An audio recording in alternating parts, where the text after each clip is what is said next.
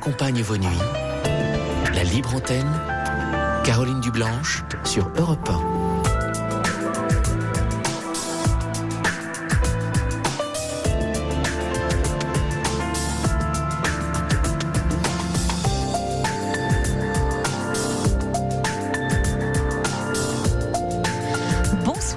Heureuse de vous retrouver. J'espère que vous allez profiter de la douceur de cette belle nuit d'été pour vous laisser aller aux confidences, pour nous confier vos états d'âme, pour nous parler de vous, de vos fragilités, de vos désirs, de vos rêves. La ligne est ouverte au 39 21 et vous y serez très chaleureusement accueillis par Paul et Amandine jusqu'à 1h du matin sous le regard complice de Fifi, bien sûr, en régie.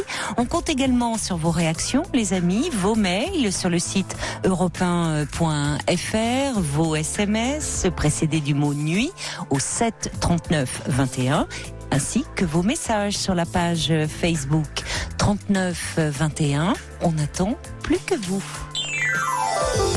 Sur Europe 1, Caroline Dublanche vous écoute et vous accompagne. Bonsoir Stéphanie. Bonsoir Caroline. Bonsoir. Bonsoir. Vous allez bien? Alors, plutôt bien, un petit peu impressionnée, mais bon, je pense que ça ira bien dans quelques minutes. Mais oui, vous allez voir, ça va bien se passer. Si ce n'est qu'il y a un peu on dirait que vous êtes dans un bocal, il y a un peu un écho. Parlez bien dans le combiné. D'accord. Voilà. C'est un peu mieux comme ça? Oui, il y a un petit bruit de fond, mais Fifi va essayer de régler tout ça. Ça marche. Donc je me lance, j'imagine. Ben oui, allez-y, le mieux c'est comme ça. Oui, c'est de vous lancer, puis vous allez voir quand vous allez être dans votre histoire, ça va se dérouler et vous n'allez plus avoir le trac. D'accord, bon, je me lance. Alors voilà, j'ai bientôt 40 ans, je suis en couple depuis une quinzaine d'années avec deux enfants. Oui, c'est intéressant. Un petit troisième en vue ou non. Justement, non. Alors, j'ai une vie de couple plus ou moins épanouissante pour moi, avec ses mentions, on parle plus souvent des bas que des hauts. J'ai un mari qui est plutôt passif à la maison, pas très actif et qui n'a pas beaucoup de choses en main. Et en fait, donc, il y a 6 mois, maintenant, via un réseau social, j'ai été mis en relation avec un ancien compagnon, donc il y a 20 ans. On a commencé à échanger, donc de plus en plus au fil des choses, de plus en plus souvent, de plus en plus régulièrement. Puis les messages ont pris... Stéphanie, pardonnez-moi de vous interrompre. Vous n'avez pas de kit main libre, vous n'avez pas de haut-parleur, pas de choses comme ça? Parce que le son est très très mauvais. J'ai du mal à capter désolée. Ce que vous me dites. Autant quand vous aviez laissé un message sur le répondeur, c'était super clair et super limpide. J'entendais vraiment très bien. Là, je vous entends mal et je me dis que pour ceux qui écoutent... Je suis désolée. Peut-être, alors si, il y a un mieux là, parlez plus près, beaucoup plus près. Beaucoup plus près, bon. Voilà, on fait un essai, là ça a l'air mieux, merci. Merci. On est obligé de faire ces petits réglages, vous savez, c'est de la radio, il faut que ça s'écoute. Évidemment. Voilà, là c'est bien, ne bougez plus. D'accord, je ne bouge plus, je continue. Alors, je sais plus où j'en étais, oui, j'ai repris contact avec un ancien compagnon, donc un compagnon d'il y a 20 ans. Donc, on a échangé de plus en plus de messages, donc messages écrits, de plus en plus souvent. Après, donc, les messages sont passés aux appels, avec donc des dialogues de plus en plus, plein de sous-entendus, de plus en plus fréquents, avec une réelle complicité qui s'installait. Donc, à savoir qu'on restait de 4 à 6 heures au téléphone, avec beaucoup de mal à raccrocher. C'est énorme, 4 à 6 heures au téléphone. Ah oui. Et encore 6 heures. Comment vous faisiez entre votre vie de famille, votre boulot au gré d'une sortie entre amis, voilà, je réussissais après à m'éclipser. C'était sympa pour vos amis. Non, la soirée terminée, bien sûr. Ah oui, d'accord, c'était dans la nuit alors. C'était d'accord. Ouais. Donc on s'appelait dès qu'on le pouvait, à la moindre occasion. Et donc les sentiments ont commencé à apparaître, je pense, des deux côtés. Donc il a commencé à dévoiler des sentiments, à me dire qu'il commençait à tomber amoureux. Il était même jaloux de mon mari.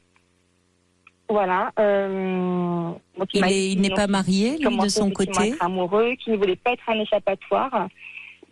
Il a parlé de moi à ses parents, il disait qu'il ne m'avait jamais oublié, il me racontait toute sa vie. Il est Et puis, libre, il y a lui. un mois et demi de cela, il a commencé à être Stéphanie, plus est-ce que vous absent, m'entendez? plus distant. J'en ai Stéphanie, parlé au téléphone. Il m'a dit qu'il... Stéphanie, donc, vous il avait des m'entendez? soucis en ce moment, qu'il n'avait pas trop la tête à ça, mais que voilà, que ça allait passer, qu'il n'y avait rien de particulier.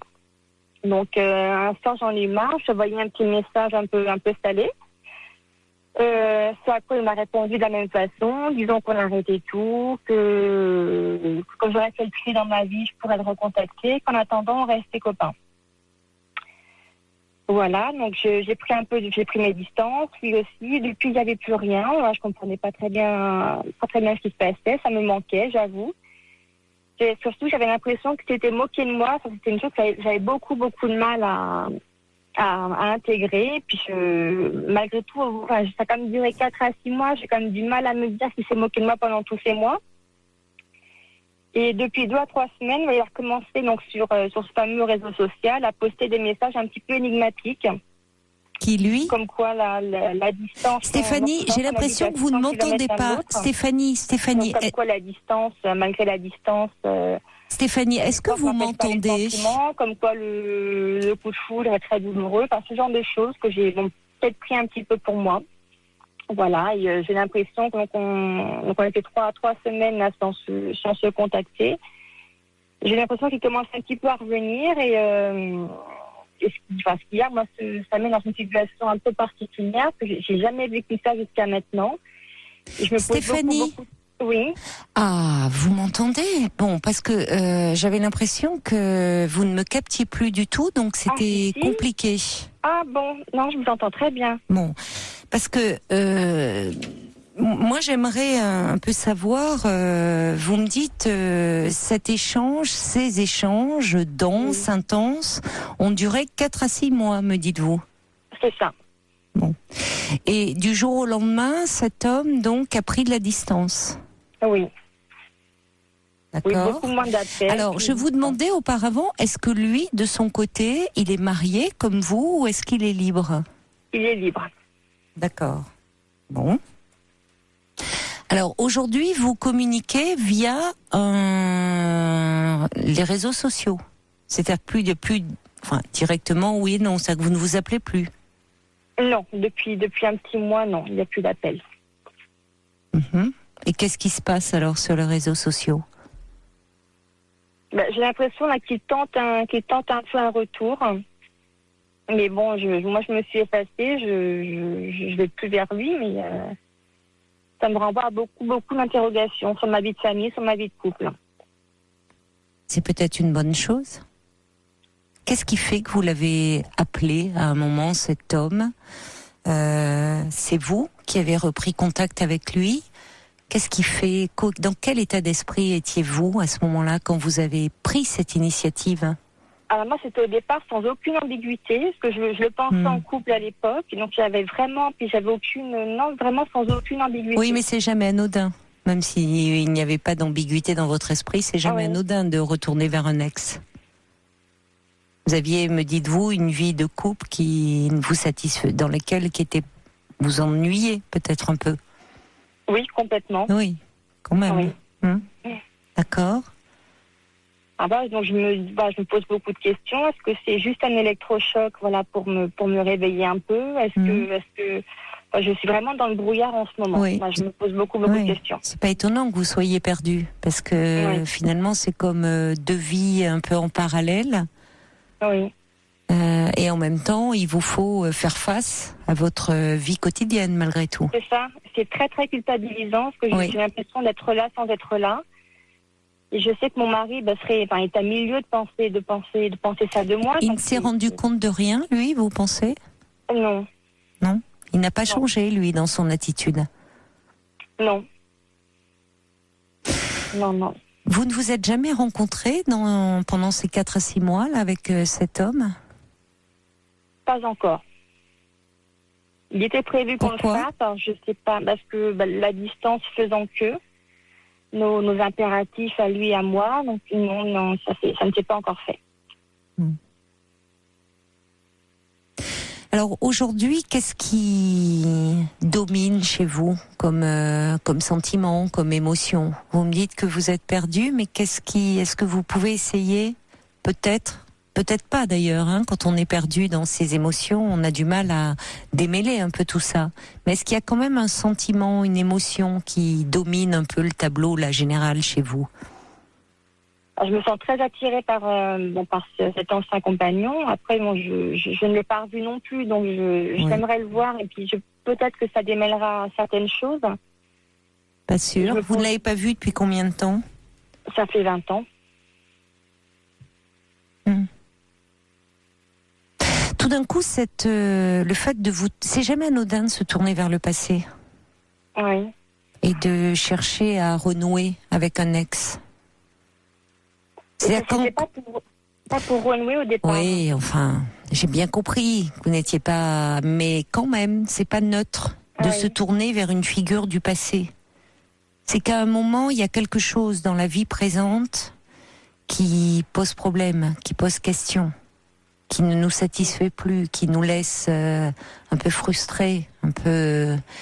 Et donc, évidemment, la quête le refuge, on a tous un peu tendance, pas forcément, ça prend pas forcément cette forme-là, mais à vouloir replonger dans son passé à un moment un peu heureux. Oui. Il y a 20 ans, vous aviez quel âge ? J'avais 20 ans. Vous aviez 20 ans, d'accord. Et vous êtes resté longtemps avec ce garçon ? Quelques mois, simplement. Donc très bref, finalement. Oui. Et alors, pourquoi à ce moment-là, ça n'avait duré que quelques mois, votre histoire ? Parce que je pense que lui a eu peur de ses sentiments. Il commençait à s'attacher. Mm-hmm. Donc il me l'a dit il n'y a pas très longtemps. Et puis voilà, il a eu peur de tout ça. Il a préféré mettre court à la relation. D'accord. Et vous ? Donc, qu'est-ce que vous avez ressenti à l'époque ?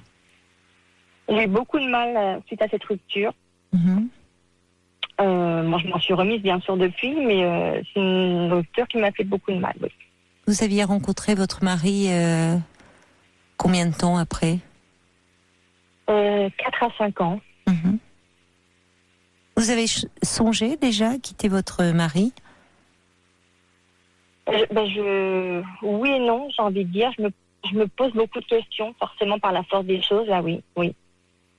D'une Après, certaine façon, oui. Pardon. Allez. Là, ça, j'analyse un peu les deux situations. Là, je me rends compte que je suis dans une, j'ai l'impression que ma vie est toute déroulée avec lui, toute tracée, je suis dans une certaine sécurité que je n'aurai peut-être plus après, mais forcément plus après si je le quitte. Il vous aime, votre mari. Vous n'en doutez pas, ça, de son amour. Mais c'est peut-être. Non, il ne sait plus.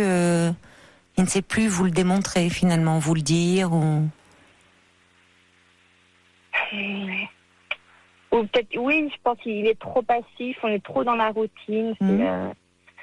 J'ai parfois l'impression que c'est juste un bon copain, colocataire, et puis c'est mon mari. Oui, il y a une routine pesante pour vous qui s'est installée. Oui. Vous pensez que ça lui pèse, à lui aussi ?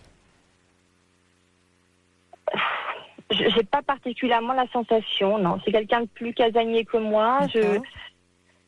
J'ai pas cette sensation, non. Mm-hmm. Et peut-être que si lui avait cette sensation, je me dis qu'il ferait en sorte de changer les choses, peut-être. Est-ce que vous l'avez déjà évoqué avec lui, ça ? Le fait en y réfléchissant, non, j'ai pas l'impression. Non. Et pour quelle raison vous n'avez pas osé ou vous vous dites que c'est pas la peine ? Pourquoi vous ne... Oui, je me dis que c'est pas la peine, que non, oui. Vous êtes un peu défaitiste. Oui. Sur ce plan-là. Oui. Alors c'est vrai que d'une certaine façon, il est plus simple de se tourner vers ailleurs, vers quelqu'un d'autre. Et quelqu'un d'autre qui se montre là, très empressé, très fougueux, très désirant, et qui vous fait vous sentir à nouveau très vivante.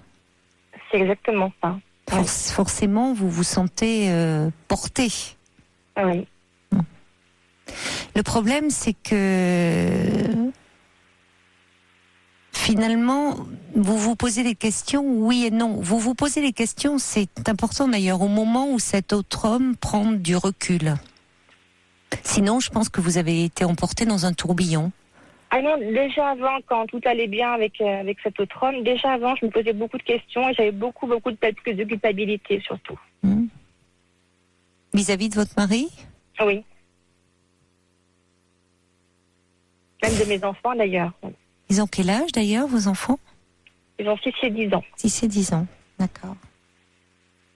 Cette sécurité que vous procure votre mari, vous semblez dire quelqu'un de fiable et de sécurisant. C'était important pour vous, au départ, de rencontrer quelqu'un de ce profil-là ? Oui. C'est quelque chose, des valeurs auxquelles vous aspiriez ? Tout à fait. Et effectivement, dans ce deuxième homme est beaucoup moins sécurisant. Semble-t-il, oui. Oui. Parce que finalement, un peu comme il y a 20 ans, il s'emballe, il est fougueux, passionné, puis subitement, il peut se détourner. Ça, il fait un pas en avant, 3 pas en arrière. C'est très déstabilisant. Oui. Oui.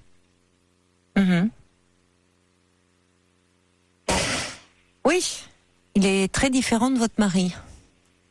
Complètement. Alors, sur le moment, j'imagine que dans les conditions dans lesquelles cette histoire s'était terminée, où vous en avez, vous, souffert, puisque vous étiez attaché à lui et lui est parti, sans finalement vous donner trop d'explications ou en vous disant qu'il ne voulait pas s'engager davantage. Il y a quelque chose aussi de très gratifiant dans ce lien qui semble s'être maintenu, et en tout cas le fait qu'ils disent être amoureux de vous.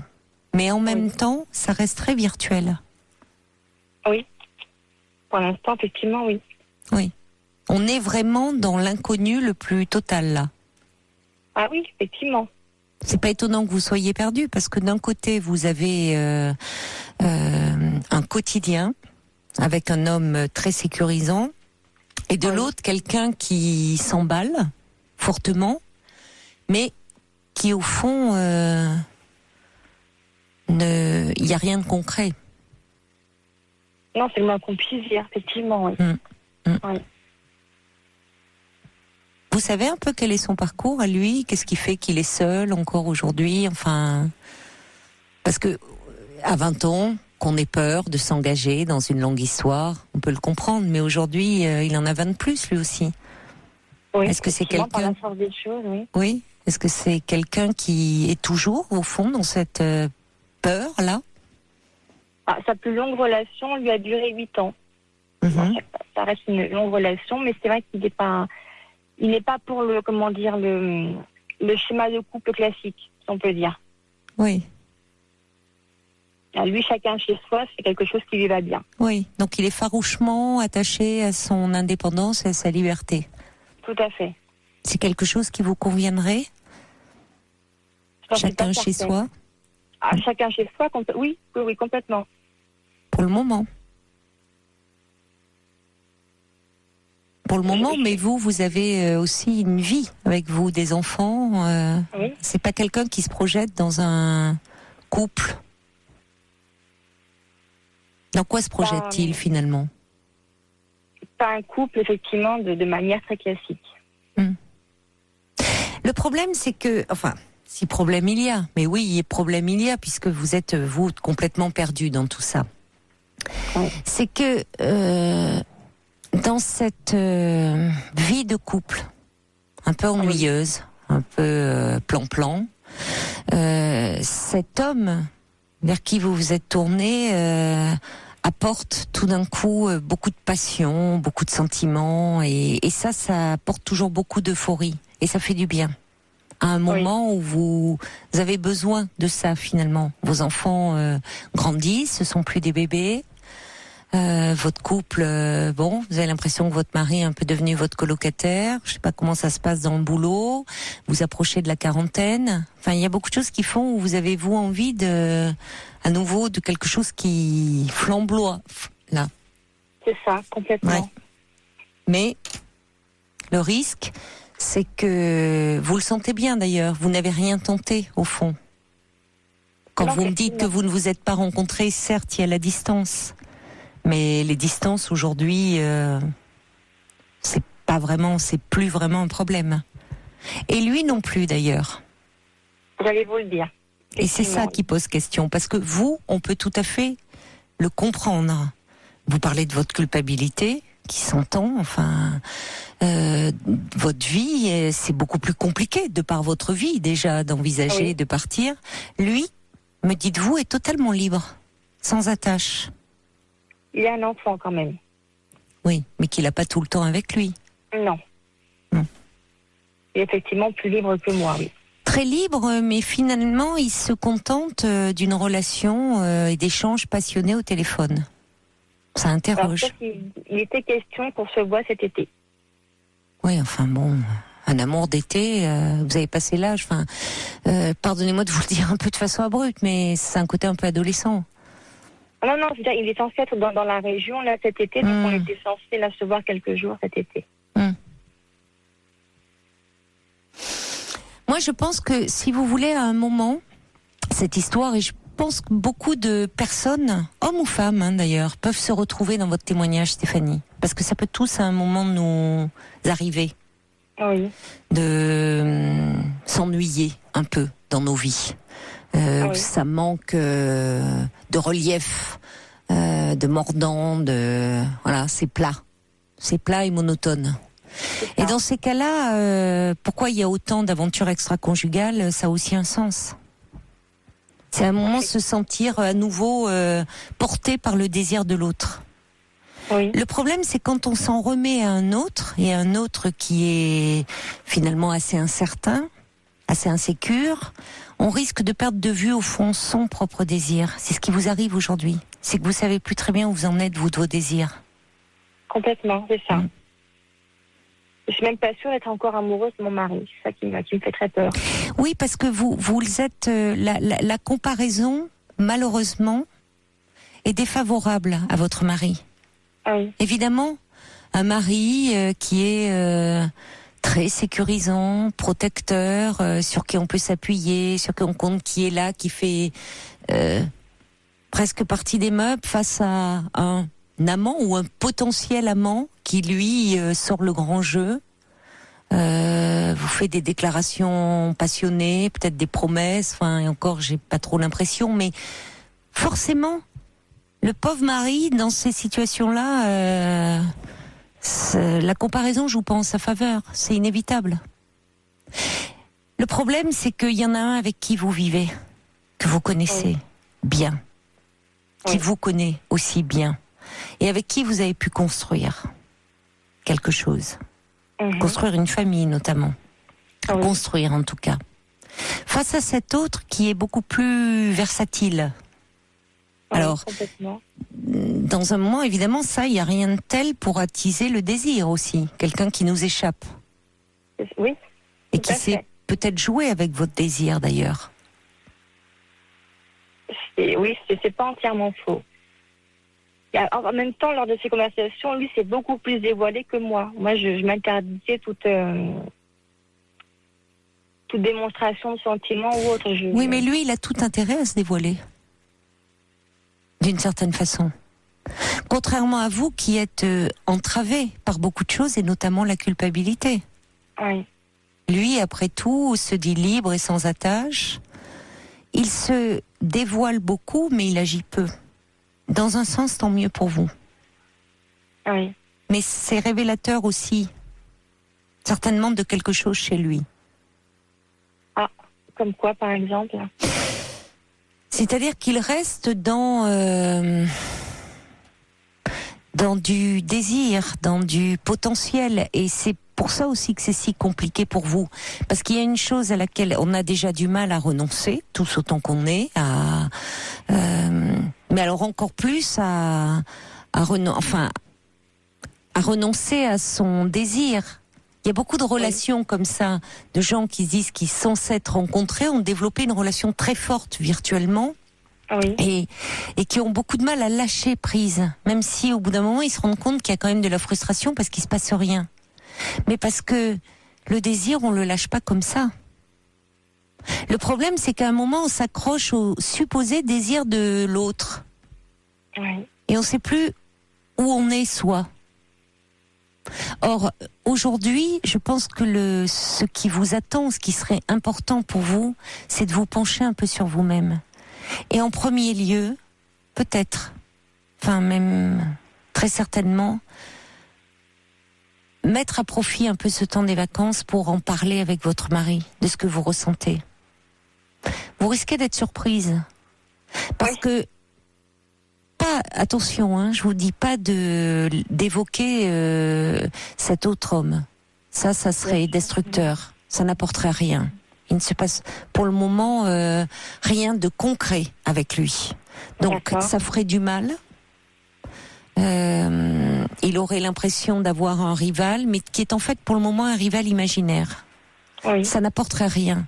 En revanche, lui parler de ce que vous ressentez. Du sentiment que vous êtes devenus comme deux colocataires, qu'il y a quelque chose qui vous manque. Il n'y a plus cette flamme, il n'y a plus cette complicité, cette intimité qui a fait qu'à un moment, c'est avec lui que vous avez décidé de vous projeter et de construire. Ça, je ressens une complicité quand même, mais une complicité d'amis, j'ai l'impression. C'est déjà très important d'avoir... vous savez, c'est précieux quand l'autre, mari, épouse, compagnon, compagne, est aussi un ami. Oui. C'est rare. Maintenant, j'entends ce que vous me dites. C'est-à-dire que c'est pas suffisant d'être ami. Exactement. Voilà, c'est pas suffisant. Mais le désir, c'est quelque chose de très fragile et qui malheureusement s'érode beaucoup. C'est pas seulement avec le quotidien, c'est avec la vie qu'on mène. C'est avec la vie qu'on mène. C'est avec des enfants déjà, parce qu'il faut bien dire ce qui est. Les enfants, on est forcément ancrés dans un quotidien très routinier. Oui. Dans une vie famille, des courses, les week-ends sont programmés, enfin quelque chose auquel on a du mal à échapper. Le travail aussi qui demande beaucoup d'énergie. Il y a beaucoup de choses qui happent notre énergie et qui font que malheureusement, même si on investit beaucoup l'amour, on a de plus en plus d'attentes au niveau de l'amour et au niveau du couple.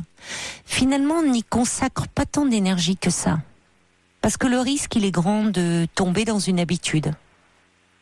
Oui, c'est quasiment inévitable, je pense. En tout cas, c'est... Oui, à un moment, oui, c'est vrai. Mais... Parce que on se donne un peu des challenges et des défis dans le boulot, et parfois dans le couple, on se contente de ce qui est. Oui. Et surtout si on y trouve une sécurité. Or ça aussi, il y a des moments où ça mérite qu'on se penche dessus et qu'on y mette de l'énergie. Toute cette énergie qu'à un moment vous avez retrouvée aussi, Stéphanie, auprès de cet autre homme. C'est-à-dire que vous êtes sentie à nouveau vivante, désirée, désirante. Et ça, c'est précieux. Mais maintenant, il faut en faire quelque chose pour vous, déjà. Et peut-être pour votre couple. Parce que dans ce que j'entends, de ce que vous me dites de votre mari, que je ne connais pas évidemment, j'entends que vous avez quelqu'un sur qui vous pouvez vous appuyer. Quelqu'un de fiable. Oui. Qui vous aime, semble-t-il. Oui. Et s'il vous aime, vraiment, il va comprendre là qu'il y a quelque chose qui se passe et qu'il y a danger. Et il peut aussi redevenir, d'une certaine façon, un amant, un amoureux. Mais pas si vous ne lui en parlez pas. Parce qu'il y a une chose qu'on oublie beaucoup dans le couple, c'est qu'à un moment, finalement, on ne se parle plus. Ou en tout cas, pas assez de ce qui a fait qu'à un moment, on est tombé amoureux. Et qu'on s'ouvrait à l'autre, à cœur ouvert, et qu'on avait le sentiment d'être si bien compris par l'autre. Oui. À un moment dans le couple, oui, on parle du quotidien, des enfants, des prochaines vacances, des choses à organiser, mais plus tellement finalement de soi et de ses états d'âme. Oui, des fois on parle pas du tout d'ailleurs. Oui, aussi. Donc je pense que il y a un défi là à relever. Et que finalement mettre à profit le fait que cet homme prenne de la distance, n'allez pas dépenser de l'énergie sur les réseaux sociaux avec lui. Ça n'a pas de sens. Je me souviens bien de ce que vous aviez dit sur le répondeur. Oui. Sur les réseaux sociaux, il parle de l'amour à distance. Parole, parole. Laissez-le. Laissez-le parler sur l'amour à distance. S'il veut philosopher là-dessus, c'est son problème. Ne tombez pas dans ce piège. C'est pas ce que vous voulez, vous, un amour à distance. Prenez soin plutôt de ce qui est tout près de vous. D'accord. Parce que ça aussi, il y a quelque chose qui vous attire là, qui brille, qui vous interroge, qui vous fait vibrer. Ou vous dites, il y a quelque chose d'énigmatique, ou il s'adresse à vous. Oui, peut-être. Alors qu'il s'adresse à vous directement, et pas via les réseaux sociaux. Je pense qu'il est fier, effectivement, et que c'est peut-être une façon de... Sa fierté, elle est mal placée, en l'occurrence. Oui. Je suis désolée, mais c'est pas... on communique pas sur de l'intime. Si on a quelque chose à dire à quelqu'un, c'est pas via les réseaux sociaux. Vous avez raison. Donc là, vous vous perdez. Vous vous perdez au fond. Vous vous perdez à décoder des messages qui peut-être vous sont adressés, je ne nie pas du tout ça, mais qui en tout cas resteront toujours sibyllins parce que c'est pas lui qui vous parle et vous ne savez pas qui parle et de quoi il parle au fond. D'accord. Il y a une belle métaphore de Monica qui dit, il y a un proverbe qui dit, dans le désert, on ne quitte pas le chemin pour le mirage d'un oasis. Ah, effectivement.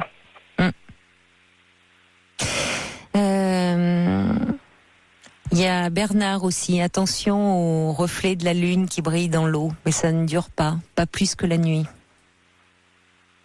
D'accord. Je note ça. Il y a Noël aussi qui dit évidemment que se retourner sur le passé n'est jamais anodin, comme on reste dans quelque chose de l'inachevé, ou en tout cas de ce qui est inachevé, Noël a raison, de ce qui est inachevé en nous. Oui. Et vous êtes à un moment de votre vie un peu particulier. Je pense, certains ont parlé crise de la quarantaine. Oui, il peut y avoir quelque chose de cet ordre-là, dans cette quête. Votre quête, elle est loin d'être futile. Vous voyez ? Il y a quelque chose de profond en vous qui s'exprime là. Ce qui serait dommage, c'est de ne pas l'exprimer à l'homme qui est à vos côtés, qui vous connaît, qui vous comprend. Peut-être, oui, j'entends, enfin même sûrement, qui s'est éloigné involontairement de vous, mais qui peut-être est plus à même de vous comprendre que cet autre homme, dont finalement vous ne savez pas grand-chose, si ce n'est que cette histoire il y a 20 ans, de ce qu'il vous dit aujourd'hui de lui, mais qui reste malgré tout très insaisissable. D'accord, oui, c'est vrai. D'accord ? Très bien, c'est vrai. C'est peut-être ça qui va vous permettre de vous recentrer sur vous, et même sûrement. D'accord, écoutez, j'entends bien. Effectivement, c'est un bon conseil. Bon, alors je vous souhaite plein de bonnes choses. Un bel été. Merci beaucoup, Caroline. Merci à vous également. Au revoir, Stéphanie. Au revoir, Caroline. Au revoir. Toutes vos confidences à Caroline Dublanche au 39 21. 50 centimes la minute, plus coût de l'appel. Sur Europe 1, Caroline Dublanche vous écoute et vous accompagne. Bonsoir Ludovic. Bonsoir Caroline. Bonsoir. Bonsoir. Vous êtes sur la route ce soir ou non? Vous ne travaillez pas? Non, je suis arrêté. Je suis arrêté depuis 20h ce soir là. Voilà. D'accord. Bon, donc on va pouvoir se parler tranquillement comme ça. Vous avez laissé un message hier en plein boulot. Les horaires, c'est pas toujours facile dans le transport. Voilà. Bon. Alors vous voulez me parler un petit peu de vous, parce que je crois vous me disiez qu'on s'était parlé déjà il y a une dizaine d'années. Le temps passe. Oui, il y a une dizaine d'années. Moi, je vous avais appelé il y a... Alors, je vais appeler à 2 reprises. J'avais appelé toute première fois, en fait.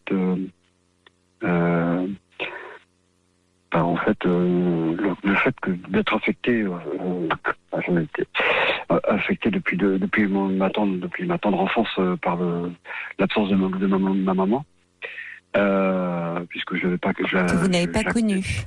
Non, je l'ai pas connu en fait de mon enfance jusqu'à 37 ans, jusqu'à l'âge de 37 ans. Vous l'avez retrouvé, vous avez fait des recherches?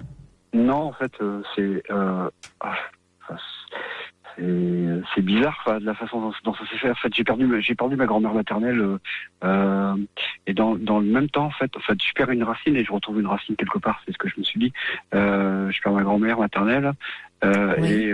et en fait, je reçois dans le même temps, quelques jours après, un coup de téléphone en fait d'une jeune femme qui me téléphone et me dit Ludo. Bonjour, tu es Ludovic? Je dis oui, je suis Ludovic, voilà. Elle me dit, je suis ta sœur. Ah bon, d'accord. Alors, bon, moi j'avais déjà deux sœurs du côté de mon père, je connaissais pas les enfants du côté de ma mère. Et elle me dit, écoute, je suis la fille de ta maman. Je suis la fille de ta maman, et d'accord. Bon, là je sais pas ce qui m'est arrivé, là, il y a un plafond qui me tombe sur la tête, quoi. Bien sûr.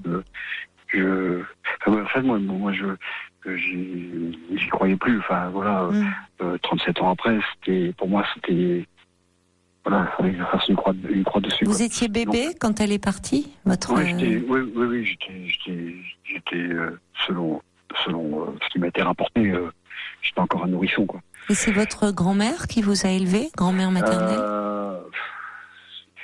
Disons que moi, ça a été assez chaotique, quoi. Voilà, parce que j'ai eu un père qui a collectionné les femmes un petit peu. Voilà. Donc j'ai vu X femmes dans mon enfance, et puis une période chez mes grands-parents paternels. Ça a duré 10 ans chez mes grands-parents paternels. Oui. Et mon père ensuite a retrouvé une femme avec qui il a eu deux petites filles, quoi, mes sœurs, une sœur. Ça n'a pas été simple parce que c'était une femme qui était malade de l'alcoolisme et j'ai été victime un petit peu de ça, quoi. Donc c'est parti. Donc quand votre père s'est remis en couple avec cette femme, il est venu vous chercher chez vos grands-parents maternels? Oui, voilà. Où vous aviez trouvé là un équilibre? Non, ça n'a pas été du tout ça. Non, du tout. Du tout. En fait, moi j'étais j'étais proche de mes grands-parents et mon père est un appartement où il y a eu quelqu'un d'autre dans sa vie. Ça a été c'était différent, quoi. Voilà, quoi. J'ai eu du mal un petit peu à m'attacher à cette nouvelle personne. J'ai vu beaucoup de femmes qui ont traversé un petit peu mon enfance. Ça a été toujours sur les courtes durées. Donc en fait, j'ai pas pu avoir une attache maternelle, en fait. Oui, ça changeait trop, en fait. Ouais. Oui. Et donc cette femme s'est installée dans la vie de mon père. Ça a duré une douzaine d'années. Donc il y a eu deux petites filles qui ont été issues de cette union. Et cette femme. Quand votre sœur vous a rappelé, donc où elle vous dit je suis la fille de ta mère, c'est elle qui vous a mis en relation avec votre mère? En fait, elle recherchait en fait tous les enfants que ma mère elle a éparpillés. D'accord. Bon. Voilà. On va continuer à se parler, Ludovic. Ce sera dans quelques minutes, après le journal de minuit. Donc, je vous demande de bien rester en ligne. D'accord ? À tout de suite. À tout de suite, Ludovic. Toutes vos confidences à Caroline Dublanche au 39 21. 50 centimes la minute, plus coût de l'appel. Elle accompagne vos nuits. La libre antenne, Caroline Dublanche sur Europe 1.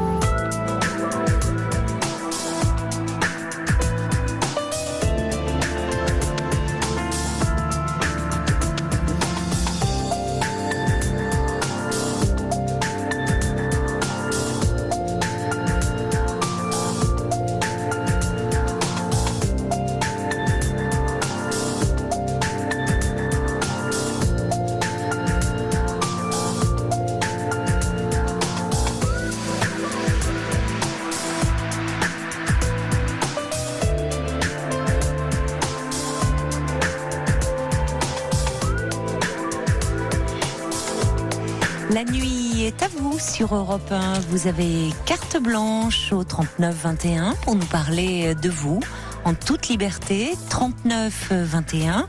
La ligne est ouverte jusqu'à 1h du matin. Alors, avant de retrouver Ludovic, il y a quelques petits messages qui me sont parvenus suite au témoignage de Stéphanie, que je voulais quand même vous lire. Un message de Lou par mail qui dit: eh oui, on le sait, l'herbe est toujours plus verte ailleurs, que c'est difficile de rêver de passion et en même temps d'une relation solide, durable, sécurisante, tendre, à défaut d'être passionné. C'est un très beau challenge, une construction, une famille, une relation d'amour tout au long d'une vie.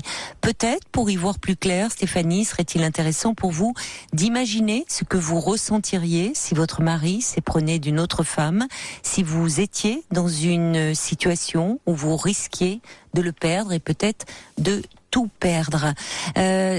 Aurélie aussi sur Facebook dit: il ne faut pas mélanger le désir pour cet homme et la monotonie dans votre couple. Pourquoi n'envisagez-vous pas de discuter avec votre mari? Peut-être une thérapie de couple pourrait aussi vous aider. Bon courage à vous. Et puis je voulais faire un petit clin d'œil très amical à Cécile qui vient d'appeler le standard au 39 21. Vous remercier pour vraiment votre joli message, ma chère Cécile. Et on retrouve Ludovic sans plus attendre. Ludovic, vous êtes là? Oui. Alors Ludovic, vous nous racontiez un peu ces premiers moments de votre vie bien chaotique, où vous avez été un peu trimballé, même si c'est familier, d'une relation à une autre, de votre père qui avait plusieurs femmes dans sa vie. Et à un moment, vous nous parliez, vous dites, vous avez retrouvé votre mère à 37 ans, un coup de fil au moment du décès de votre grand-mère maternelle, d'une femme qui se dit être la fille de votre mère. Alors, qu'est-ce qui se passe là? Après, mon premier réflexe, c'était de lui dire, voilà, je veux la voir, je veux voir maman, je veux la connaître. Voilà. Donc voilà, quoi. Donc, voilà. Bon. Par la suite, j'ai eu un premier rendez-vous avec elle en Bretagne. Donc je l'ai rencontrée une demi-journée. Je suis monté voir. J'avais une de mes sœurs côté paternel qui habite en Bretagne. Je suis allé la voir. Oui. J'ai laissé ma femme chez ma sœur pour aller rencontrer ma maman la première fois. Donc je l'ai rencontrée une première fois. Et bon, après moi, voilà, j'ai laissé vivre mes émotions. J'ai pleuré. Mais j'étais choqué en fait de rencontrer une femme qui moi, je pleure devant elle et en fait, elle me dit, allez, ça va aller. Oui, qui vous paraissait un peu distante, un peu froide. Moi, j'ai juste l'impression qu'en fait, c'est comme si elle m'avait pas vu depuis un mois, quoi. Voilà. Donc j'étais un petit peu choqué, mais bon, voilà. Donc on a passé une journée ensemble, discuter, voilà. Et puis je lui ai dit, écoute maman, voilà, je vais pas rester longtemps puisque j'ai laissé ma femme chez ma soeur. Et je lui ai dit, écoute, je vais prendre des vacances en septembre et je vais revenir te voir. Donc je suis allé retourner la voir une semaine en vacances. J'ai essayé de prendre du temps avec elle. En fait, je n'ai eu aucune réponse, rien de ce que j'attendais. Oui, aucune explication à toutes ces questions qui tournaient dans votre tête depuis l'enfance. Pourquoi elle était partie? Pourquoi elle vous avait laissé? En fait, au bout de cette semaine, en fait, voilà, j'ai conclu que j'avais rien à faire avec elle. Enfin, elle allait rien m'apporter dans ma vie, quoi. Donc voilà. Au moins, j'ai mis une image sur une femme qui m'a mis au monde et puis bon, voilà, je vous dis. Votre décision est très sage parce qu'en même temps, même si elle est très douloureuse, c'est-à-dire que on entend bien le contraste quand vous dites je veux voir ma maman. Ça a été votre premier réflexe. C'était une maman que vous vouliez retrouver et vous vous trouvez finalement face à une femme, presque une étrangère que vous ne connaissez pas. Ce qui s'est passé, c'est un deuxième abandon, quoi. Voilà. Oui. La façon dont c'est passé pour moi, c'était un deuxième abandon. Donc de toute façon, voilà, ça sert à rien de souffrir.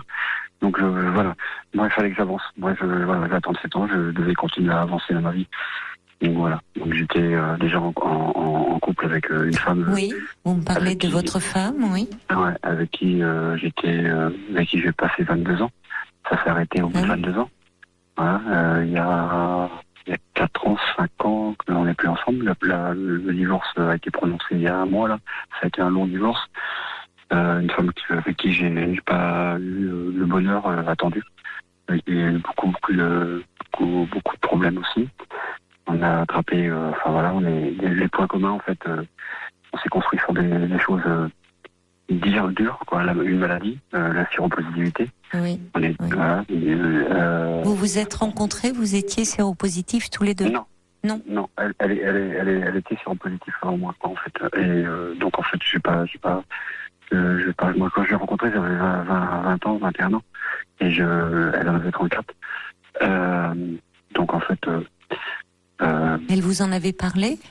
j'étais un peu inconscient, quoi, quelque part. Oui. Je me suis dit après, voilà, c'était la femme de ma vie, je prends tous les risques. Vous preniez tout, y compris la maladie.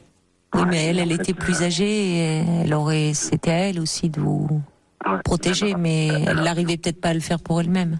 Non, elle n'a pas su le faire, et voilà. Puis bon, voilà, quoi, en fait, j'ai pas eu le bonheur attendu pendant ces 22 ans. J'ai pas eu, voilà. Donc, ça s'est arrêté au bout de 22 ans. Vous êtes suivi aujourd'hui pour votre séropositivité? Vous êtes... Oui. J'ai un bilan en moyenne tous les trimestres. Bon. Ça se passe bien. Je suis dans ce qu'on appelle le stade indétectable, c'est-à-dire que. D'accord, c'est bien. Indétectable, ça veut dire que voilà, on ne développe plus, quoi. La charge, oui, voilà, d'accord. Et vous supportez bien les traitements? Les thérapies depuis en fait. Je suis traité depuis 2000, ouais. D'accord. Révélé depuis 99 et traité depuis 2000, quoi. Donc en fait, ça se passe bien, ouais. C'est un traitement qui a pas énormément changé. Ils m'en ont changé parce qu'il y avait ça déclenche un peu de cholestérol, certains traitements, quoi. D'accord, oui. Ils m'en ont changé c'est toujours les effets secondaires, évidemment. Et voilà. Mais bon. Et voilà. Et donc, voilà. Donc, j'y viens. En fait, je voulais venir à ça. Et voilà. Depuis 5 ans, je suis avec une nouvelle femme. Vous avez rencontré quelqu'un? Là, c'est le bonheur, quoi. Là, j'ai mon égal. Bon. J'ai rencontré mon égal. Quand je dis c'est mon égal, quoi. Elle pense comme moi, elle vit comme moi, elle est moi, elle est tout, quoi. Et, on est complètement en osmose, quoi. Oui, une âme sœur, quoi. Parfois, comme on dit, vous avez trouvé quelqu'un qui vous comprend, qui vous rassure. Je me suis beaucoup rééquilibré. J'ai pris beaucoup d'assurance grâce à elle. Elle m'a accepté avec la maladie. C'est-à-dire que quand je l'ai rencontrée le premier soir, une rencontre très très séductrice, très très romantique. Il n'y a pas eu de relation dès le premier soir. J'étais grand séducteur. Oui. Je l'ai rencontrée, elle a ouvert la porte. Quand elle m'a ouvert sa porte, elle était c'est une perle, quoi. Enfin voilà, des yeux, quelque chose. Je me suis dit, vélo, voilà. Enfin, oui, c'est ça. Vous trouvez celle que vous cherchiez d'une certaine façon depuis tout ce temps. Et quand je dis voilà, quoi, mon égal, c'est qu'on pense presque pareil. Des fois, je pense à quelque chose et elle va penser la même chose dans la seconde qui vit, et on va se dire la même chose. Et ça fait 5 ans que ça dure? Et ça fait 5 ans. Oui, parce que parfois on ressent ça dans les premiers moments d'une relation, mais ça ne dure pas. Vous vivez ensemble aujourd'hui? Oui, on vit ensemble, ouais. D'accord. C'est totalement fusionnel, quoi. Oui, j'entends. C'est très, très Vous aviez besoin de ça. Et elle aussi, certainement. Ouais, parce qu'on a un peu le même parcours, quoi. On a un parcours d'enfants abandonnés, tous les deux. On a notre vécu à la DAS, tous les deux. Et elle avait aussi ce souci avec sa maman qui... Ludovic, voilà, parlez bien dans le combiné parce que je vous perds et ce serait dommage. Elle aussi, elle a rencontré ce moment tardivement dans sa vie, quoi. Oui. Aux alentours de 35-40 ans aussi. Oui, c'est troublant, et sauf que elle n'a pas voulu se décrocher, disant que ça la faisait souffrir, que sa mère, elle lui apporte pas l'attention, qu'il n'y avait pas d'affection, ce qu'elle recherchait. Voilà. Et comme moi, je lui ai dit, écoute, voilà, prends mon expérience, moi je t'explique comment c'est pas fait. Voilà. On doit avancer, tous les deux, on doit avancer. Et voilà, s'il y a cet obstacle qui t'arrête, regarde le pour et regarde le contre, regarde ce qu'elle t'apporte, qu'est-ce qu'elle t'apporte, cherche bien, regarde, réfléchis bien, voilà, et prends la décision toi-même. Moi, voilà ce que j'ai fait. Oui, vous avez eu cette force, il en faut de la force pour finalement renoncer à un idéal, à des attentes immenses, évidemment, parce qu'entre la femme que vous espériez et la femme que vous avez rencontrée, il y avait un monde. En fait, moi, pendant toutes ces années, voilà, je me suis créé une carapace, quoi, voilà. Quoi. Aujourd'hui, ici, c'est vrai qu'avec ma nouvelle conjointe, avec Nathalie, je l'appelle, son prénom s'appelle Nathalie, elle est adorable. Et au début, en fait, moi, j'ai eu peur de son amour. C'était une femme qui a énormément besoin de donner. Et en fait, moi, j'étais pas habitué à cet amour. En fait, au début, c'était difficile, quoi. Quand on s'est rencontrés, j'étais encore, disons que j'étais séparé. J'étais toujours avec mon ex-femme, mais sous le même toit, mais on était déjà, sur le point de séparation. Mais je comprends que vous en ayez peur. Vous avez de cet amour, c'est-à-dire qui vous a tellement manqué, et en même temps peur à nouveau d'être abandonné, que ça s'arrête. En fait, je voulais cette femme, mais à la fois, quelque part, c'est bizarre, mais des fois, voilà, on se voyait le week-end, et puis des fois, je sais pas, j'avais une autre personnalité où je la rejetais, et j'étais assez violent dans mes mots pour la repousser parce que je me disais que vous aviez peur. J'arriverais pas à l'aimer comme il faudrait, quoi. Voilà, quoi. Et vous avez, j'ai une question de René qui dit, est-ce que vous avez une demande particulière ce soir par rapport peut-être à votre histoire, à cette histoire de couple, ou vous souhaitiez simplement m'en parler? Non, je souhaitais simplement en parler. Enfin, bon, après, c'est ce qui m'embête chez moi, c'est mes comportements. Je suis offensé, où je me bloque, et je suis violent, en fait, psychologiquement. J'aime cette femme. Vis-à-vis de vous-même, vous êtes violent vis-à-vis d'elle? Oui, j'arrive pas des fois, voilà, mais elle m'aime tellement, quoi, Qu'est-ce qui vous fait que vous vous sentez offensé? Quel type de comportement chez elle peuvent déclencher ça chez vous, cette violence? Des fois, c'est aller un petit peu tête en l'air, des fois, pour moi, et des fois, c'est dans la désorganisation. C'est-à-dire que moi, je suis quelqu'un qui m'organise et qui me fixe un cadre, un peu. Voilà, et dès qu'il y a quelque chose qui dérange à mon organisation, ça vous angoisse, en fait. Oui. Oui, c'est bien sûr. Et là, je me bloque. Et elle,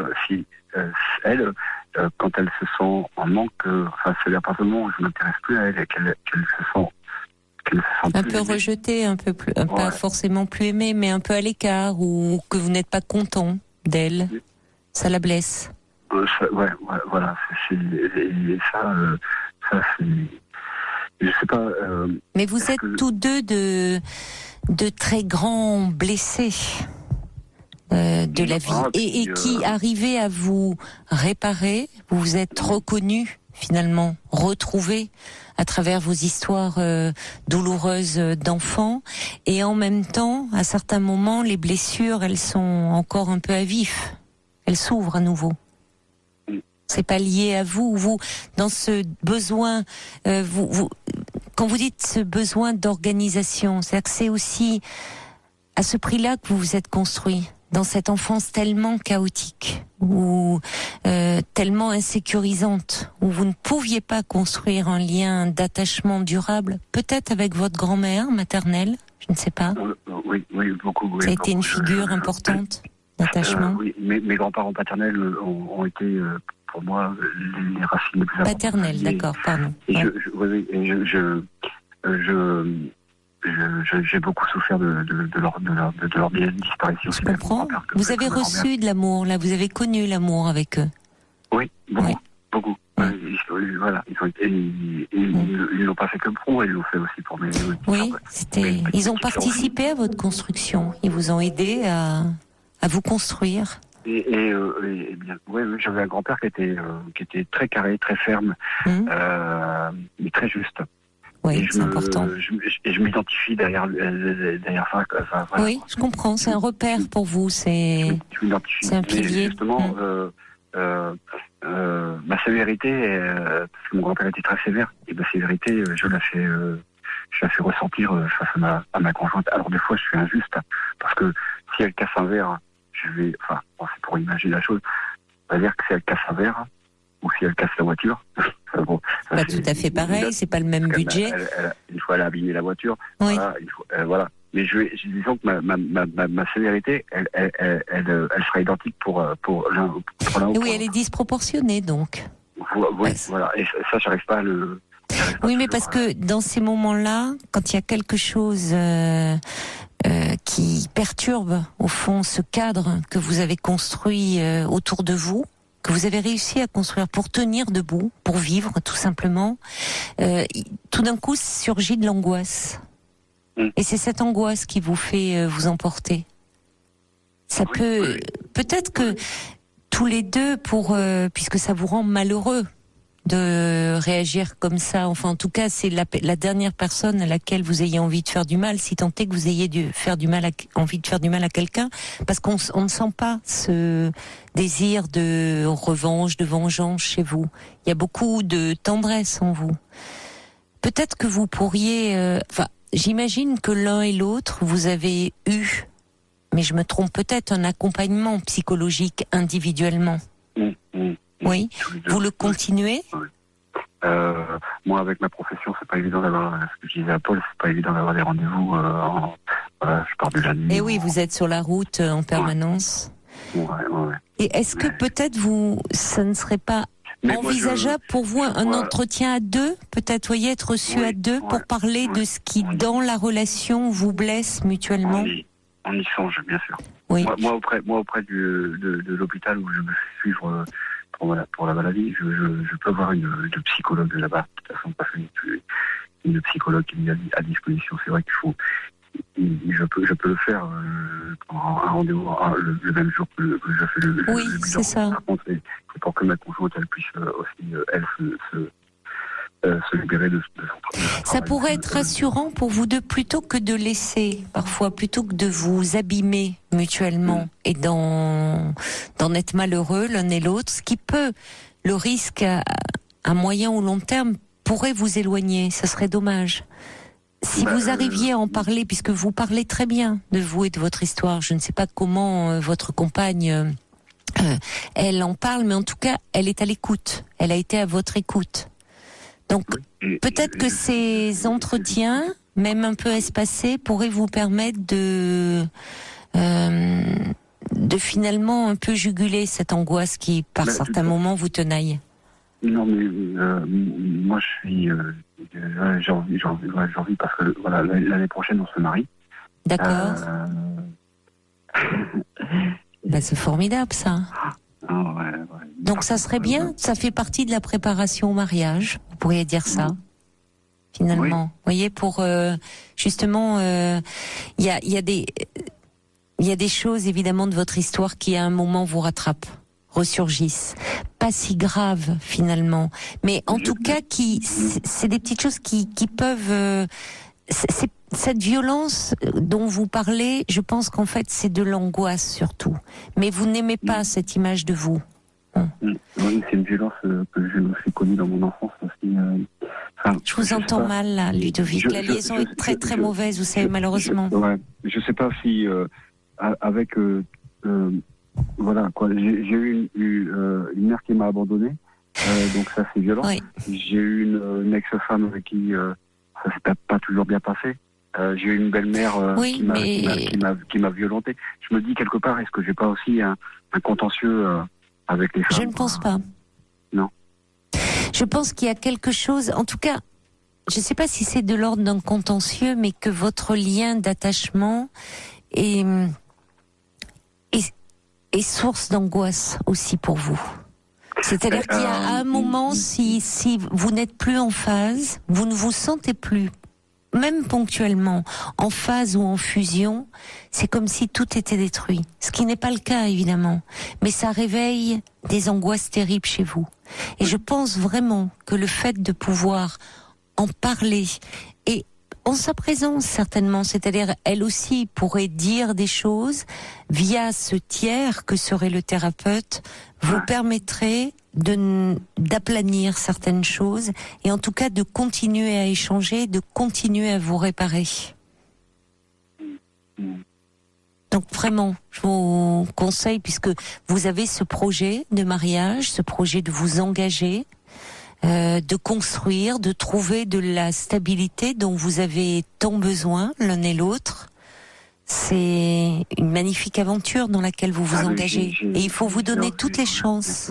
J'ai envie, parce que je vais vous dire, pendant les 22 ans, j'ai pas été un homme fidèle avec ma première femme.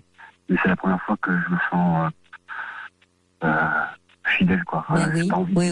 Oui, vous n'avez pas envie de lui faire du mal ou d'aller ailleurs. Non. Mais oui. Le projet on a parlé déjà de la thérapie de couple. Donc voilà, c'est quelque chose qu'on a déjà parlé ensemble. Donc de toute façon, voilà, c'est juste se donner le temps de voilà. Faut qu'on se donne le temps. Oui, il faut vous donner. C'est exactement ça. Vous donnez le temps. Alors il y a déjà 5 ans derrière vous. Ouais. C'est pas rien, 5 ans. Il y a ce projet que vous avez, ce projet d'engagement, ce projet de stabilité, de trouver dans cet attachement mutuel une protection réciproque. Et ce temps que vous vous accordez est important aussi pour continuer à grandir l'un et l'autre. Parce qu'il y a une part de vous qui reste évidemment blessée, même si vous vous aidez et vous vous réparez mutuellement, mais quand il y a beaucoup eu de souffrance, et quelle souffrance accumulée, on peut aussi se blesser, malheureusement. Et là, un espace de parole, un espace thérapeutique colle un peu, pas seulement des pansements, mais quelque chose d'apaisant sur des blessures qui sont à vif. Il y a beaucoup de messages, je dirais, pour conclure, pour vous, parce que votre histoire nous touche, votre histoire est poignante. Il y a Gisèle qui dit, c'est votre grand-mère, au fond, qui a tenu ce rôle de maman. Elle a veillé sur vous, a été présente durant les moments importants, et elle a permis d'être celui que vous êtes aussi aujourd'hui. Il y a Nathalie qui dit, merci Ludovic pour toute la tendresse et l'honnêteté, j'ajouterai l'humanité que vous dégagez. Merci pour ce moment de partage. Et il y a Brigitte qui dit, vous avez une grande honnêteté dans votre manière d'aborder vos problèmes. Essayez d'aller plus loin avec un thérapeute. Vous avez tout à y gagner.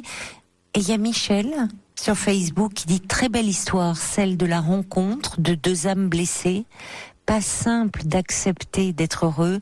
Beaucoup de bonheur à vous et au couple que vous formez. Merci beaucoup. Je vous embrasse, Ludovic. Merci beaucoup. Merci pour ce moment de partage. Merci beaucoup. Bonne soirée. Au revoir. Bonne soirée, Ludovic. Au revoir. Toutes vos confidences à Caroline Dublanche au 39 21. 50 centimes la minute, plus coût de l'appel. Europe 1. Le témoignage de Ludovic vous a ému et on comprend pourquoi, bien sûr. Monica dit, c'est une très belle histoire d'amour et vous en parlez d'une façon tellement touchante. Ça mérite largement du temps à consacrer pour la préserver. Bonsoir Nicolas. Bonsoir Caroline. Bonsoir. Bonsoir. Alors, je vous écoute. Alors, je vous appelle parce que j'ai depuis très longtemps, depuis l'âge de l'adolescence, on va dire un problème avec l'approche de la jante féminine. D'accord. C'est loin l'adolescence ? Comment ? C'est loin l'adolescence pour vous ? Ça commence à être loin, j'ai 45 ans, donc ça fait quelques années. Mais sur le plan des relations avec les femmes, vous avez le sentiment d'être resté un adolescent ? Alors peut-être, oui, c'est possible parce qu'en fait j'ai eu mon premier rapport sexuel très très tard à 25 ans, donc ce qui est pas. Oui, bon, ça va, c'est pas non plus, c'est pas si tard que ça. Oui, enfin quand on est adolescent, on a peut-être envie d'un peu plus tôt. Qu'on en a envie. Jeune adulte. Oui. Vous n'osiez pas. Exactement, j'ai toujours été très très timide, très renfermé. Oui. Donc, alors avec le temps quand même, voilà, le temps a fait les choses. Donc j'ai eu mon premier rapport, voilà, j'ai eu plus de facilité après avec les femmes. J'ai rencontré après une femme sérieusement sur Internet avec laquelle on a quand même fondé une famille et on a eu un enfant. Oui. Tout se passait bien. Malgré tout, j'avais quand même régulièrement des... Alors, je sais pas si on peut appeler ça des pulsions, mais j'avais comme des moments où j'allais me masturber sur des vidéos ou des images comme ça, voilà. Oui, des pulsions, des fantasmes, oui, mais qui sont assez couramment répandus, vous savez. Bon, d'accord. Oui. Bon, après notre histoire s'est terminée. Malgré tout, je l'ai quand même trompé 1 an avant notre rupture avec des prostituées. D'accord. Voilà, l'histoire s'est terminée. J'ai rencontré tout de suite après une autre femme, toujours sur Internet, parce que voilà, l'approche comme ça dans la rue, on va dire la drague traditionnelle, ça n'a jamais été quelque chose de facile pour moi. Oui, ça ne l'est pas, d'ailleurs, vous savez. Ça l'est pour personne, je crois. Enfin, il y en a qui, on en connaît, qui se disent, il y a bien un moment où ça va marcher, mais je vous assure que c'est facile pour personne d'aborder quelqu'un comme ça directement. Oui, tout à fait, oui. Non, mais j'ai des amis avec lesquels on sortait en boîte de nuit. Pour eux, c'était, ça coulait de source. Parfois, avec un coup dans le nez, ça aide aussi, ça désinhibe. Non, pas forcément. Bon, il y en a, oui. Beaucoup plus à l'aise, oui, tout à fait. D'accord, oui. Et moi, ça n'a jamais été mon cas. Voilà. Et donc avec la deuxième rencontre, où effectivement, ça se passait pareil, si vous voulez. C'était où cette dame-là était amoureuse de moi beaucoup moins quand même. Ce que je recherchais avant tout, c'était du sexe en fait, si vous voulez. Oui. Et en fait, ça a toujours été plus ou moins mon leitmotiv. Voilà, c'était la recherche du rapport sexuel. Oui. Avant tout. Oui.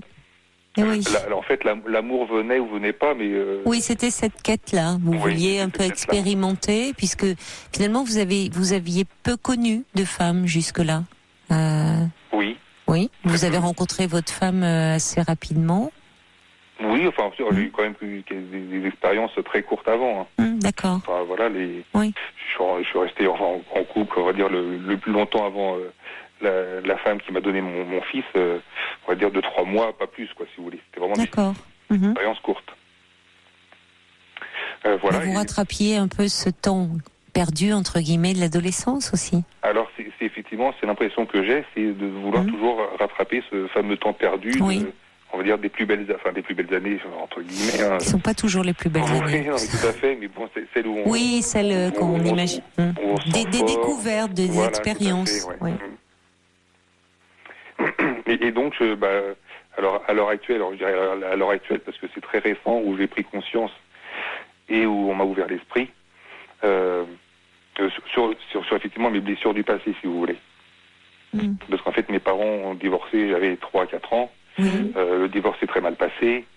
Ma mère a fait une dépression à cette époque-là, mais bon, j'étais trop petit pour me rendre compte de tout ça, forcément. Et je pense que vous l'avez ressenti.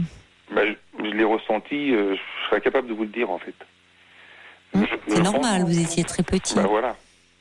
Mais quand un parent est en dépression, un petit enfant, même un bébé, ressent, ne peut pas mettre évidemment de mots, ne comprend pas, mais perçoit la tristesse. Et on voit des bébés d'ailleurs qui soit eux-mêmes se replient, se ferment, on a du mal à rencontrer leur regard, ou soit au contraire des petits enfants qui vont être très agités, presque comme s'ils cherchaient à sortir leur maman de cette dépression. Donc les enfants, même petits, perçoivent, mais c'est d'autant plus douloureux qu'ils ne comprennent pas ce qui est en jeu et ce qui se passe. D'accord. Alors, il y a un fait que j'ai appris récemment par mon oncle, c'est qu'a priori j'étais pas un enfant désiré, notamment par mon père, enfin surtout par mon père d'ailleurs. Pourquoi il a été vous dire ça, votre oncle ? Je sais pas, je me rappelle plus. On discutait de de choses et d'autres, de mon père, certainement. Oui. Enfin, qu'est-ce qu'il en sait, votre oncle, après tout? Pardon ? Qu'est-ce qu'il en sait, votre oncle? Je vois pas l'intérêt d'aller dire des choses comme ça, écoutez, des années plus tard. Peut-être, Oui. mais bon, peut-être pour me... Oui, alors, effectivement, qu'est-ce que ça m'a apporté? Je trouve pas ça très bienveillant, non? Pas grand-chose, je dirais. D'une certaine façon, vous étiez désiré, puisqu'il y a quand même une part de désir, puisque vous êtes là aujourd'hui pour m'en parler. Oui, bien sûr. Vous savez, les enfants, il y a un écho terrible. Les enfants qui naissent vraiment dont on ne veut pas, l'avortement a toujours, enfin, n'était pas légal, mais les femmes ont toujours avorté. Oui. Donc bon. Mais si vous voulez, peut-être que ma mère était, avait pas les ressources. Était pas assez forte psychologiquement ou voilà pour non, parce elle me désirait de toute façon, c'est pas le. Oui, c'est important. C'est mon père qui me désirait pas. D'accord. Voilà. Alors, pourquoi vous dites vous avez pris conscience, on m'a ouvert les yeux, vous parlez de cet oncle, vous avez pris conscience de quoi? non, mon oncle m'a pas ouvert les yeux, lui. Non, je trouve pas d'ailleurs, mais non. Non, c'est une rencontre que j'ai fait là très très récemment, la semaine dernière. Parce qu'en fait, après la rupture avec la dame où je suis resté 5 ans, où je recherchais que du sexe avec elle. Oui. Vous êtes resté 5 ans quand même, hein? Oui, oui, parce qu'en fait, elle m'a apporté tout ce que... Sexuellement, vous recherchiez. Exactement. Et par contre, à côté de ça, c'était le néant total, il n'y avait aucun point commun, il y avait des engueulades à répétition, enfin, c'était très compliqué. Et cette rencontre qui vous a éclairé, me dites-vous, c'est avec qui? Alors c'est avec une femme que j'ai rencontrée sur un site internet. D'accord. Pareil, dès la rupture, je me suis inscrit sur un site internet rebolote, toujours pour rechercher du sexe. Mm-hmm. Et là, c'est la rencontre inattendue, c'est-à-dire que cette dame-là, cette femme, cette jeune femme. Oui, c'est intéressant comme vous en parlez, une dame, comme ça un peu à distance, comme font les enfants. Oui, mais c'est parce qu'en fait, elle est spirituellement très, très évoluée, elle a décelé en moi des problèmes, elle m'a ouvert les yeux, elle m'a ouvert l'esprit, et je suis un autre homme depuis une semaine, si vous voulez, c'est complètement... Ah oui j'aurais été incapable de vous appeler il y a de ça une semaine. J'ai complètement... changer du tout au tout. Même, je pense que mes proches vont pas me reconnaître. Qu'est-ce qui a changé en vous, comme ça, en une semaine? Je sais pas. Qu'est-ce qui s'est ouvert? Qu'est-ce que vous avez découvert? Mon esprit, parce qu'elle a su m'expliquer les choses, elle a su... Vous voyez comme quoi on part sur une histoire de sexe et finalement, elle touche votre esprit. On part au départ sur une histoire de sexe et puis finalement, c'est votre esprit qui a été touché. Exactement. Oui, et là, je ressens de l'amour pour elle. Et quand je dis de l'amour, c'est du vrai amour, si vous voulez. Alors qu'avant, et on s'est pas vu. Elle vous a compris? Oui, tout à fait. Quelque chose. Oui. D'être senti en confiance, comme si. Exactement. Elle a compris que derrière cette demande de sexe, il y avait d'autres demandes, d'autres attentes. Mais c'est pas, la demande de sexe, je l'ai pas évoquée avec elle. D'une certaine façon, c'était sur un site, donc c'était sous-entendu, j'imagine. Oui, je pense, peut-être. Voilà. Qu'est-ce qu'elle vous a dit qui vous a tant touché? En fait, le fait justement que j'ai été, que mes parents ont divorcé, donc je me suis certainement senti abandonné. M'a fait comprendre que l'abandon de sa petite enfance était plus ou moins synonyme de mort, si vous voulez, et qu'en fait, par compensation, le fait de rechercher du sexe, je recherchais la vie, quelque part. Intéressant. Comment ? En tout cas, c'est intéressant parce que c'est vrai qu'on est dans la pulsion de vie. C'est juste. En tout cas, dans la sexualité, même dans quelque chose d'un peu effréné, et même parfois dans des conduites masturbatoires un peu où ça devient très addictif, très compulsif, plus exactement. Oui. Il y a quelque chose d'un besoin de se rassurer, ça calme des angoisses. Oui. On n'a pas conscience, évidemment, sur le moment, mais il y a quelque chose qui calme, qui apaise. Oui. Qui apaise des angoisses plus profondes. Bon, cette femme, elle vous a bien ferré, elle a bien accroché. Ah oui, non, mais complètement retourné. On ne vous avait jamais parlé comme ça? Non, jamais. Non. Jamais. La femme avec qui j'étais auparavant avait découvert que je la trompais avec des prostituées. C'est intéressant d'ailleurs que vous disiez vous la trompiez avec des prostituées. Oui. Parce que certains hommes ont le sentiment de ne pas tromper, justement, quand ils ont recours à des prostituées. En ce sens, disent-ils, que ça reste du sexuel et qu'il n'y a pas de lien affectif. Oui. Et alors, c'est un peu la démarche, enfin, je dirais pas la démarche intellectuelle, mais c'est un peu ce que je ressentais sur le moment, si vous voulez. Oui, vous n'alliez pas vers des femmes avec qui aurait pu... Vous alliez voir des professionnels du sexe. Oui. Qui pouvaient satisfaire votre demande à ce moment-là. Exactement. Je n'avais besoin que d'un rapport sexuel, si vous voulez. J'ai pas besoin d'affection, pas besoin de tendresse. Voilà. Oui, j'entends. Que vous ne pouviez pas demander à cette femme qui partageait votre vie. Alors si, parce qu'elle me donnait effectivement aussi la tendresse et l'affection. Non, je parle pas de la tendresse et de l'affection, je pense plus de fantasme. Ah, peut-être. Peut-être. Et pourtant, elle était très ouverte au niveau oui, sexuel, c'est ce que vous m'avez dit. Oui, il n'y a aucun souci à ce niveau-là. Au contraire, elle était très demandeuse, voire même des fois plus que moi. Donc, oui, d'accord. Mais et malgré tout, ça n'a pas marché parce que à côté, voilà, c'est pas la femme de ma vie tout simplement. Il n'y avait pas d'attache plus que ça à mon niveau, si vous voulez. Et alors là, cette rencontre donc date d'une semaine, si je comprends bien. Oui. Oui. Et qu'est-ce qui fait que ce soir, vous avez éprouvé le besoin d'en parler avec moi de cette rencontre, j'entends, qui a été presque une révélation pour vous? C'est pas presque, c'est une révélation. C'est comme ça que je le prends, moi. Oui, c'est comme ça que je l'entends, moi aussi. Oui. Qu'est-ce qui m'a poussé? C'est un peu elle qui m'a dit, il faut que tu en parles, il faut que tu vois. Elle connaît l'émission? Oui. D'accord. Elle écoute peut-être? Peut-être. Elle m'a dit qu'elle écouterait. Alors, je sais pas si. Donc c'est aussi une façon de vous adresser à elle? C'est possible. De dire qu'elle vous êtes enfin senti compris par une femme? Oui, bon, je lui ai dit. Je lui ai dit. J'arrête pas de lui dire. J'arrête pas de la remercier de m'avoir ouvert l'esprit à ce point-là.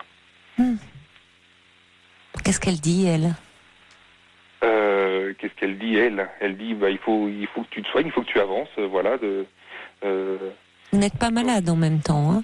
Comment? Vous n'êtes pas malade. C'est ce qu'elle me dit. Je pensais être malade. Vous pensiez être malade réellement? Oui, parce que en fait, si vous voulez, la personne avec qui j'étais avant me disait que j'étais malade. Malade de quoi? D'addiction sexuelle. Malade du sexe. Oui. Oui, on peut avoir des addictions sans être malade. Et le sexe en est une importante, dont on parle moins, évidemment. C'est difficile de parler de ces addictions, quelles qu'elles soient. Mais c'est plus facile de dire qu'on est dépendant à la cigarette que dépendant au sexe. Et pourtant, ça existe et c'est puissant. Mais elle a raison, derrière, il y a une pulsion de vie qui s'exprime, mais aussi une très forte angoisse. Oui. En tout cas, c'est courageux d'en parler publiquement, là. Oui. Ce soir, parce que c'est peu abordé encore, vous savez. Pardon? C'est peu abordé. Oui.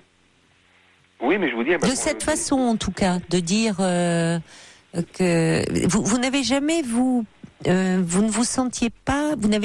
Au fond, vous étiez dans le... Comme on dit un peu dans notre jargon de psy, dans le passage à l'acte, mais sans chercher à vous pencher un peu sur vous-même. Alors, malgré tout, avec la femme avec qui j'étais avant, on avait quand même, parce qu'elle s'en était rendu compte, effectivement, de mes pulsions, enfin de mes addictions à la masturbation, choses comme ça. Donc, on avait consulté un psychologue, ou je sais plus exactement, mais pour parler de ça. Mais on a fait juste une séance à deux, donc il voulait me revoir lui tout seul, mais on n'avait pas donné suite, si vous voulez. Et je pense qu'effectivement, une bonne chose aurait été d'aller un peu plus loin quand même. Déjà, c'est toujours difficile quand si vous le sentiez comme comme une injonction à vous soigner parce que vous étiez malade. Oui. C'est pas la. Oui, c'est surtout qu'elle voulait absolument participer aux séances, quoi. Oui, ça l'angoissait aussi certainement. Oui. Elle se sentait exclue de. Oui, c'est ça, oui. Elle se sentait exclue de ça.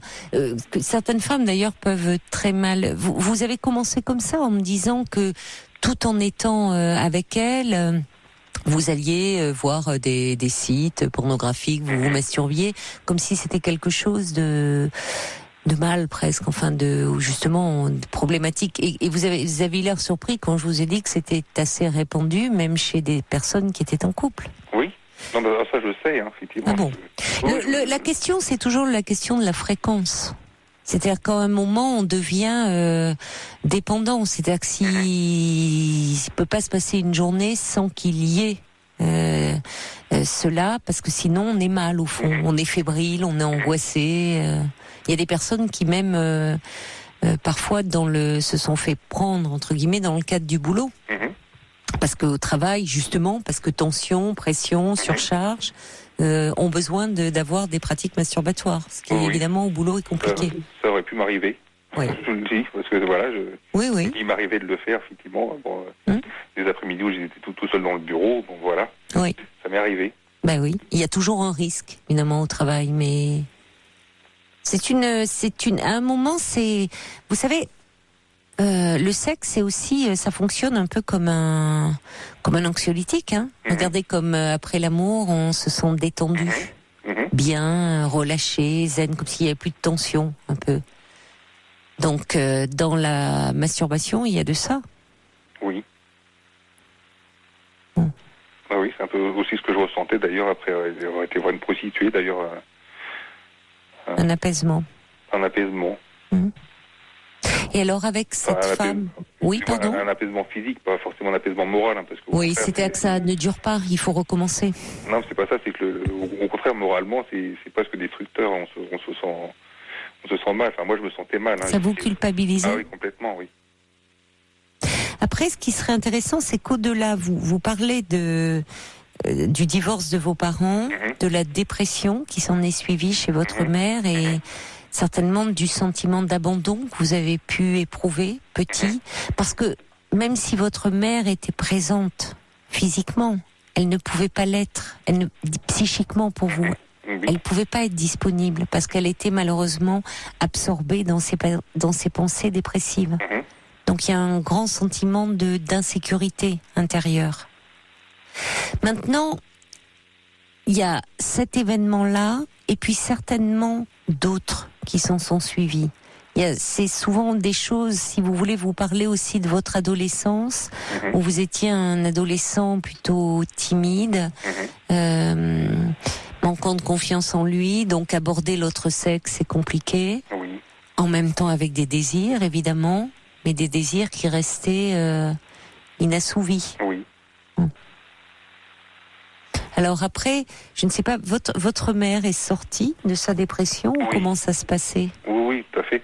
Elle a rencontré un autre homme, on va dire peu de temps après, quand j'avais 10 ans, je crois, enfin un peu moins, 8-9 ans. Donc voilà, donc ils ont refait leur vie ensemble, ils sont toujours ensemble, ils se sont mariés, voilà, je les vois toujours, il y a pas de souci, je dirais. Bon, il y a juste un souci de mésentente avec mon beau-père, parce que ça s'est pas toujours très très bien passé, si vous voulez. Alors peut-être parce que c'était pas mon vrai père, enfin je sais pas, peut-être parce qu'il était un peu plus strict ou... Votre père n'était plus présent dans votre vie après la séparation? Non, la séparation s'est mal passée, on le voyait au début un week-end sur 2, très peu aux vacances, puis à partir de l'âge où on a déménagé en fait de Paris en province, on le voyait plus du tout, il venait pas nous chercher, donc on n'allait pas non plus à 12 ans prendre le train tout seul, donc on le voyait plus. On l'a revu peut-être une ou deux fois en 10 ans, si vous voulez. Oui. Il y a aussi cette absence de père qui a pesé dans votre construction de garçon, d'homme. Et ça compte aussi. Parce que vous auriez pu, avec votre beau-père, retrouver cette présence masculine, cette figure masculine dont vous aviez besoin. Et particulièrement à l'adolescence. Oui, mais si vous voyez, mon beau-père, lui, c'est pas, il était divorcé quasiment en même temps que ma mère, il avait aussi 2 enfants.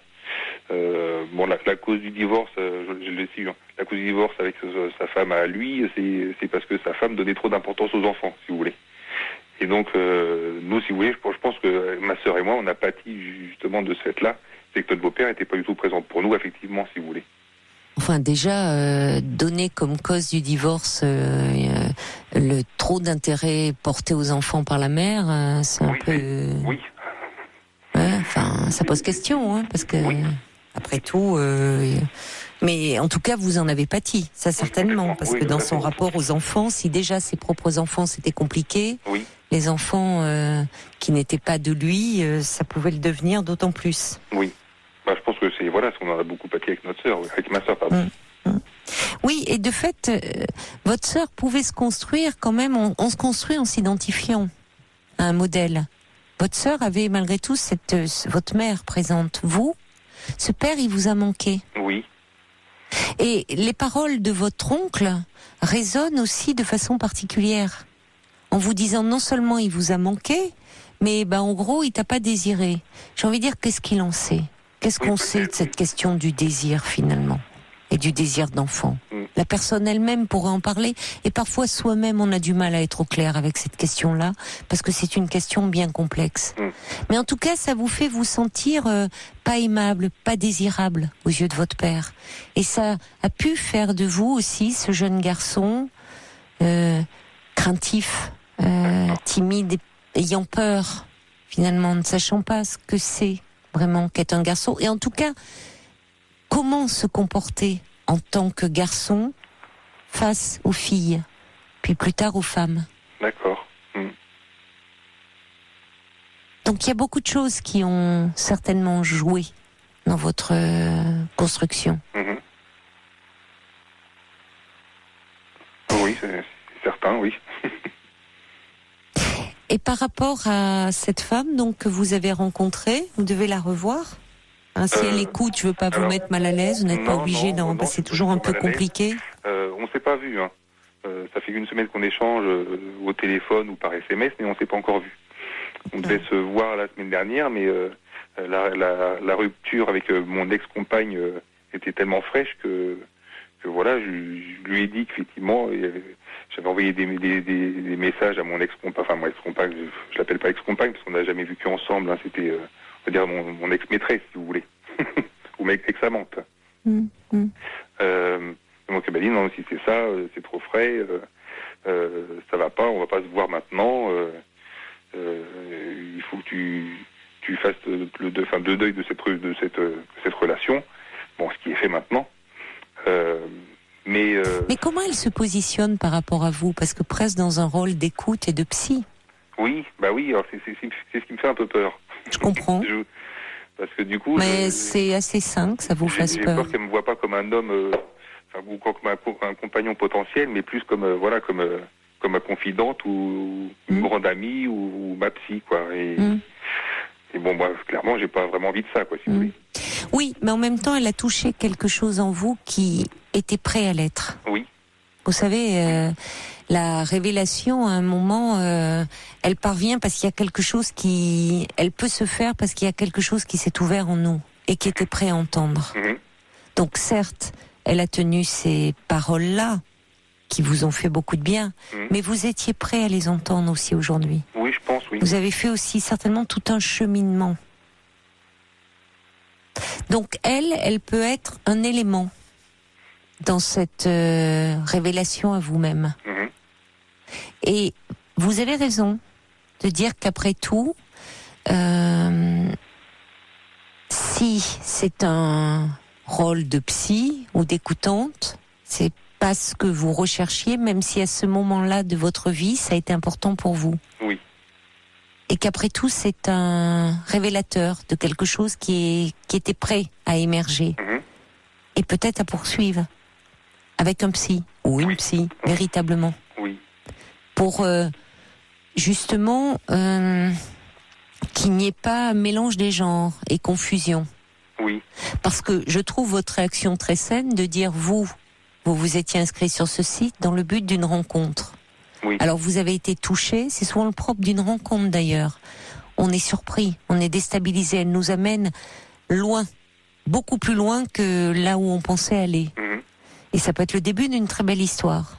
Mais pour que ça soit une belle histoire, il faut que l'autre ne prenne pas trop une position qui est une position qui pourrait être une position de pouvoir. D'accord, oui. De prise de pouvoir. Je ne dis pas du tout, je ne la connais pas cette dame, donc.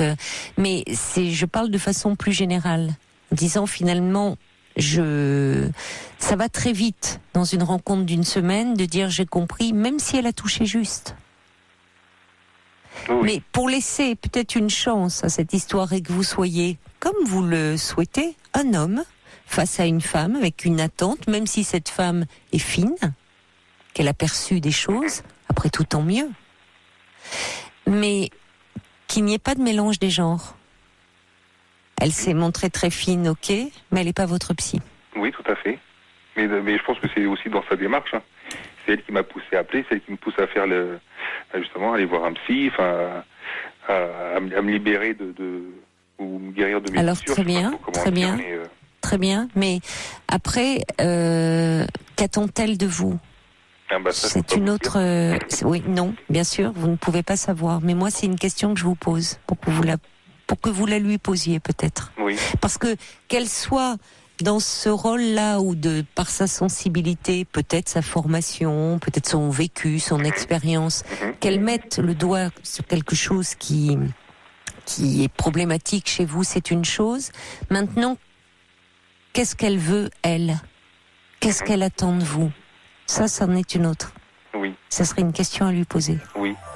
Pour que vous avanciez, quoi qu'il en soit. C'est-à-dire que par rapport à vous, si vous faites cette démarche, que je vous conseille également, parce que je pense qu'il y a beaucoup de choses qui peuvent émerger et permettre enfin de vous apaiser, ça sera pour vous, et non parce qu'elle vous l'aura conseillé, elle. Oui. Vous voyez, il faut toujours faire les choses pour soi d'abord. Oui. Mais justement, elle m'ouvert les yeux là-dessus, et quoi qu'il en soit, je ferai la démarche pour vous, je l'espère. C'est parce que c'est pour vous que ça sera profitable. Oui. Et maintenant, ça fait la part des choses, c'est-à-dire que si vous avez une histoire à vivre tous les deux, cette histoire, elle est à écrire. Et c'est important que vous situiez bien dans votre rôle d'homme, et elle, qu'elle se positionne aussi, pas seulement en psy. Bonne chance, Nicolas. Merci beaucoup. Je vous embrasse. Bonne nuit. Au revoir. Au revoir. Je vous souhaite une très belle nuit. Je vous embrasse également et je vous dis à ce soir, bien sûr. Il est 1h du matin.